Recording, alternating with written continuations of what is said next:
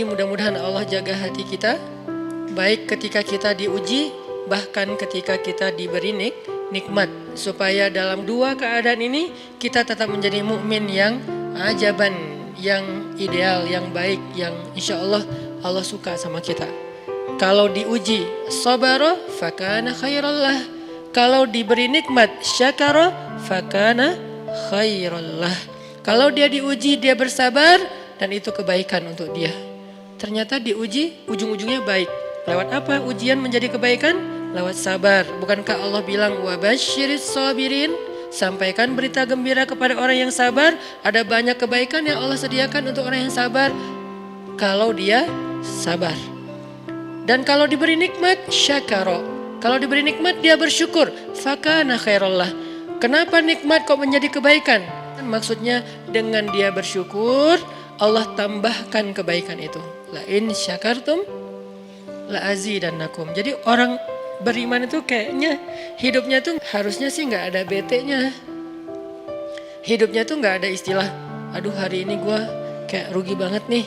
Nggak ada orang beriman rugi. Kan hidup kita tuh di antara dua itu kan. Cuman varian ujian itu aja macam-macam. Varian ujian itu misalnya kalau di surat Al-Baqarah Allah menyebutkan 3 varian ujian kan.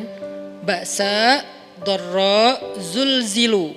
Ujian fisik, ujian harta. Harta ini termasuk karir, kerjaan, usaha, bisnis.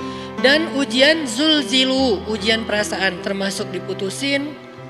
Atau orang yang dekat sama kita jadian sama yang lain. Atau mungkin di unfollow oleh ya gitu deh. Saya kalau udah ngebahas bab ini agak gimana gitu. Jadi 3 varian ini masuk kategori apa? Masuk kategori ujian. Tetap aja 2. Kalau nggak ujian nikmat antara 2 itu nih. In asabathu sarra syakara wa in asabathu dharra sabara. Udah gitu aja. Dan nanti bahkan sampai ayatnya gini. Alladzina yunfiquna fis sarra'i wad dharra. Orang yang tetap beramal soleh lewat hartanya dalam keadaan dia berkelebihan atau dalam keadaan dia kekurangan. Itu mukmin, keren banget gitu. Dia tuh nggak pernah kehilangan kesempatan berbuat baik. Baik beramal soleh ketika dia dalam keadaan dikasih nikmat maupun beramal soleh ketika dia dikasih ujian, tetap aja beramal soleh. Contoh yang ayat tadi.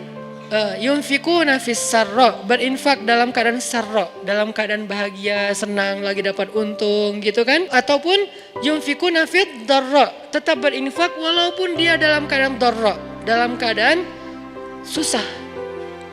Dalam keadaan dor itu kan bahaya. Nih kalau saya infak nih bahaya nih buat saya nih. Kalau saya kasih nih saya kayak nggak ada tabungan buat mahar nih. Kalau saya kasih ke dia, terus saya gimana? Gitu kan? Ini dor banget nih, bahaya banget nih. Tapi dia tetap berinfak. Siapa yang mencontohkan hal seperti itu? Selain pastinya Rasulullah udah gak diragukan lagi. Yang jadi kayak simbol berinfak walaupun dia butuh. Orang-orang Ansor. Yu'thiruna ala anfusihim walau kana bihim khasasah. Mereka mendahulukan orang muhajirin atas dirinya sendiri. Walaupun sebetulnya dia juga butuh kepada kebaikan itu.